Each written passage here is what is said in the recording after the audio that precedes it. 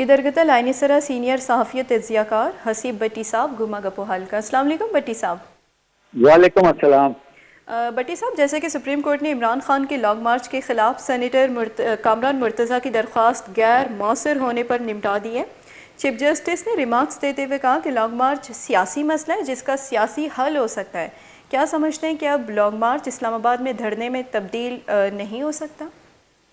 देखिए, आज की जो दरख्वास्त निपटाने की बुनियादी वजह थी वो ये थी कि इस्लामाबाद हाई कोर्ट के अंदर इसी तरह की दरख्वास्त चल रही थी जिसमें हुकूमत भी थी, जिसमें ताजर भी थे और जिसमें पीटीआई की दरख्वास्त भी उसके अंदर मौजूद थी, जो जलसे के लिए उन्होंने जगह मांगी थी।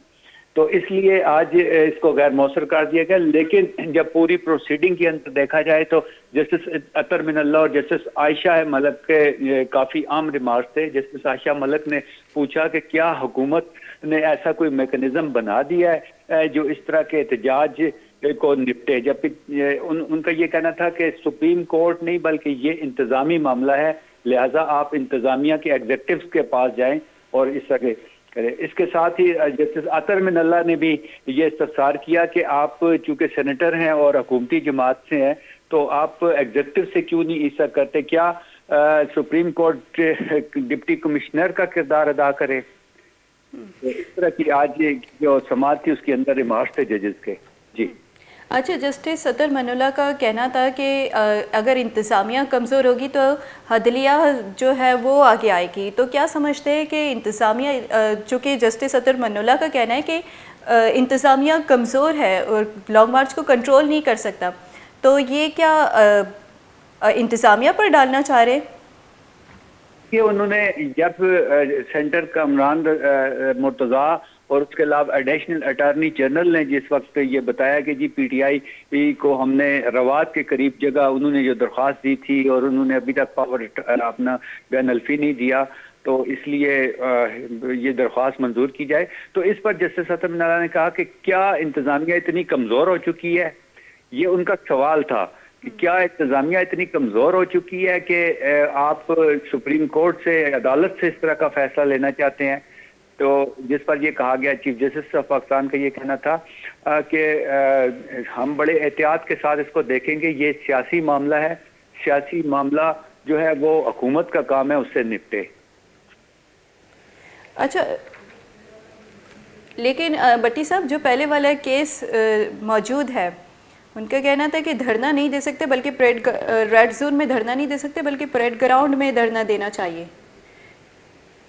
जी जी, ये पहले जो केस है 25 मई को जो अदालत ने, पीटीआई ने अदालत को यकीन दहानी कराई थी कि जी वो रेड जोन में नहीं आएंगे, लेकिन चूंकि वो रात को रेड जोन में आ गए थे जिस पर हुकूमत तौहीन अदालत में गई है, तो उस तौहीन अदालत के अंदर जो है वो ये कार्रवाई चल रही है जिस पर इमरान खान ने भी कल जवाब जमा करवाया है। बाबर अवान और जिनको नोटिस हुए थे उन सारों ने जवाब जमा करवाए हैं कि उन्हें इमरान खान ने ये कहा था कि जी उन्हें तो पता ही नहीं चला कि जी अदालत ने ये हुक्म दिया है।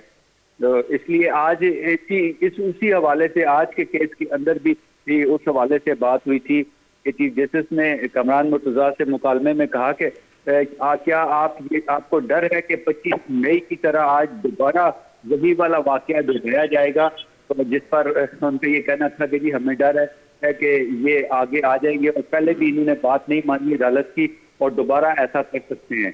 अच्छा भट्टी साहब, जैसे कि कल इमरान खान साहब का कहना था कि पिंडी का प्लान दूंगा, लॉन्ग मार्च क्या समझते हैं कि पिंडी तक ही महदूद होगा, इस्लामाबाद तक नहीं जाएगा, इसको आप कैसे देखते हैं? देखिए, पिंडी चूंकि पंजाब उनकी अपनी हुकूमत है और पिंडी और इस्लामाबाद के अंदर जो है वो कोई हर पिंडी की चारा जो है वो इस्लामाबाद से होकर गुजरती है, इस्लामाबाद से निकलने के लिए पिंडी से होकर गुजरा जाता है। तो लिहाजा जो जीटी रोड है वो जीटी रोड वाया पिंडी वो आना चाहते हैं, जिससे मरी रोड मारूफ जो मरी रोड है जो जहाँ पे लियाकत बाग भी है, इसके अलावा आगे फैजाबाद है, इस इलाके से आना चाहते हैं। तो उनका प्लान क्या है ये तो इतना ज्यादा मुझे नहीं पता, लेकिन पिंडी के अंदर ही पहुंचना उनका जो है करने की जो है वो काफी मसाइल बन सकते हैं। दोनों तरफ से ऐसी ही राय पाई जाती है, लेकिन देखें क्या होता है। इस्लामाबाद के रेड जोन को इन्होंने, क्योंकि ज्यादा वहाँ पे डिप्लोमेटिक काफी सर्कल है, इसके साथ साथ जो हुकूमती जो यानी ऐवान सदर है, सुप्रीम कोर्ट है, कैबिनेट डिवीजन है, इस तरह की चीजें हैं, लिहाजा रेड जोन जो है उसको इन्होंने बंद किया। लेकिन रेड जोन को भी इन्होंने बढ़ाकर 0 पॉइंट तक ले आए हैं, जिसमें आम मार्केटें और आम आधे से ज्यादा इस्लामाबाद शामिल हो गया अब रेड जोन में। जी अच्छा भट्टी साहब, जैसे कि तोशाखाना का ये जो मामलात है वो जिसको गड़ी भेजी गई वो मंजरनामा पर आ चुका है, तो इसके बाद ये स्कैंडल के बाद आपको नहीं लगता ये लॉन्ग मार्च कमज़ोर पड़ेगा या लोगों का एतमाद कम होगा? मैं इस हवाले से देखें, मेरा जो राय है कि वो इससे पहले, क्योंकि ये पहले भी सामने आ चुका है, इसको दोबारा रिपीट किया गया है, तो हो सकता है आज देखें इमरान खान का जो आज का जो लॉन्ग मार्च होगा शाम को, उससे पता चलेगा कि लोगों के ऊपर खबर ने असर किया है कि नहीं, क्योंकि काफी बड़ी तादाद नौजवानों की उनके लॉन्ग मार्च में होती है। ISF जो उनकी तादाद होती है। अभी आज शाम को पता चलेगा कि जी इस खबर ने या इस स्कैंडल ने उनकी इस लॉन्ग मार्च के हवाले से कुछ असर हुआ है कि नहीं। जी बहुत शुक्रिया आसिफ भट्टी साहब विश न्यूज़ को टाइम देने के लिए।